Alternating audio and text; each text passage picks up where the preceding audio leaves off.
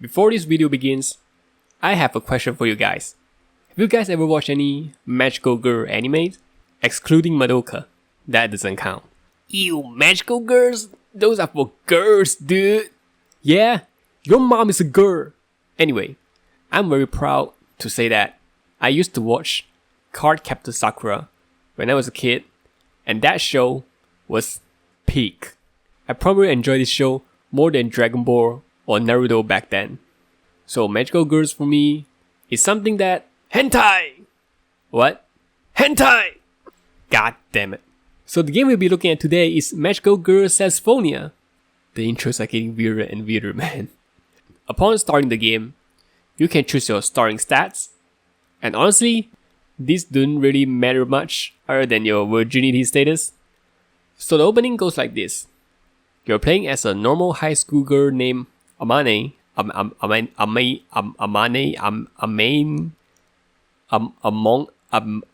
us, and she finds a random, not suspicious at all, book at the library. But she doesn't put too much of her mind into it and goes back home. All of a sudden, she was attacked by some prowler. Tentacles. And the tentacles do what they do best, and Amane was in quite a trouble. Fortunately, the not at all suspicious book is actually a magical book, and it granted Amane magical powers, and she's now a magical girl. Wow! With this newfound power, Amane is now tasked with saving the world. Now before I start diving into the game, I want to tell you guys one of the main reasons why I wanted to make a video on this game. Magical Girl Celesphonia, although probably not the first one, but it's surely the one that made the genre more popular within the indie H-game scene. It has influenced countless H-games that were released after, and it is my favorite genre in any H-RPG, which is normal high school girl accidentally obtaining magical powers, so she's tasked to save the world while getting into embarrassing situations. However, after 5 years since its initial release, does this game still hold up? Let's find out. Magical Girl Celesphonia has multiple chapters, and each chapter contains different dungeons and bosses, and you have the option to either focus on the main story or wander around, triggering H scenes. For the combat of this game, it's your standard turn-based RPG with roaming enemies. Also, there are weird traps and some enemies would touch you because it's a H game. Usually, I would end it here and move on to the next segment, but no. This time, I have something that I really want to elaborate on about the gameplay of Celesphonia. If I were to describe this game using another game, it would be Stardew Valley. Mostly due to the amount of farming I have to do.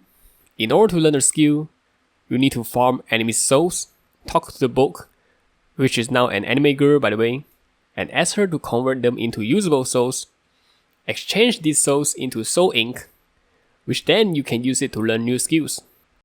Don't forget to equip them though.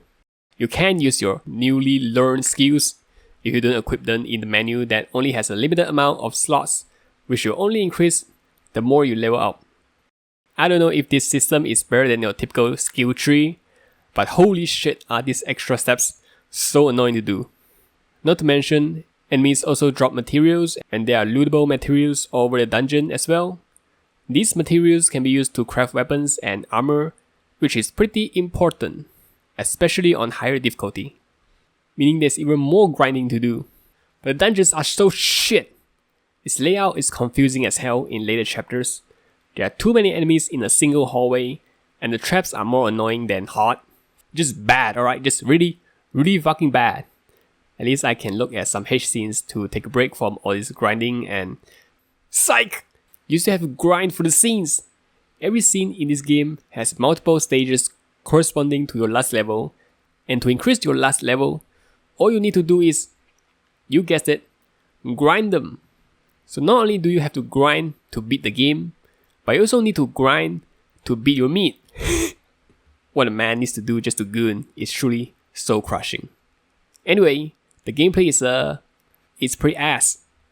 After all those hours spent grinding, it's all worth it in the end because of the scenes. right? So how exactly are the scenes in Celesphonia? I mean, it's alright, like... The art style is pretty neat and the scenario is decent, but I don't know, I didn't enjoy it as much as I thought I would. Although I didn't like it that much, that doesn't mean it's bad either. I've heard that there are a lot of people who think the scenes in this game are really good, so maybe it's just up to personal taste whether you find it good or not. To simplify it, the general theme of the hate scenes in this game is witnessing an innocent and pure girl getting into embarrassing situation. Sometimes voluntary and sometimes not. If that sounds right up your alley, then you'll most likely enjoy them. When I first tried this game, back when its initial release, I didn't care about the story and just skipped through all of them. Now because I have to make a video on it, I kinda need to read the story, and wow. After ignoring the plot of Celesphonia for so many years, and finally get to reading it, I regret so much about it because it should have stayed unread. The plot of this game isn't the worst thing ever written, but holy shit is it forgettable. Every single chapter starts with Amane looking at the news and oh no, new bad guy appears. So she starts gathering information with all these nerds, go into some weird ass dungeon and fight the bad guy. Afterward, the boss villain will always say shit like, I see that dumb cuckery has been defeated by that cockroach. Celesphonia, huh? Well, Hypno Man, it's your turn to go and teach her a lesson, won't you? Alright boss. Then next chapter starts with Amane looking at the news, rinse and repeat until the last chapters, and bam, it's over. There's no character development, the villains are all bad guys for the sake of it, and there's no twists and turns in the story. I mean, there is a twist, but it's who cares? Look, I'm not saying this game needs to have Expedition 33 level of writing, but at least give me something, man. I was trying my very best to not skip the dialogue, but it's really hard to do so since the story is so boring. The only thing, the single thing I like about it is the battle music. Wait, it doesn't have anything to do with the plot.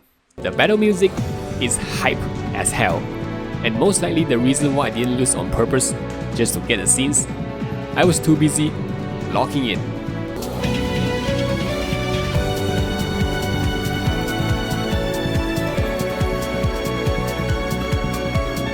Magical Girl Celesphonia was a phenomenal game when it was first released, and after trying it again in 2025, I think it still holds up. I know it's surprising for me to say this considering the fact that I've just been shitting on it non-stop, but honestly, those problems are also very common in HRPG: bad gameplay loop, a forgettable plot, and poorly written characters. At the very end, it's the H scenes that matter the most, and I think the scenes are decent even if it's not for me. Maybe some of you guys would like it more than I do. Who knows? In conclusion, I'll give Magical Girl Celesphonia a good enough 7 out of 10.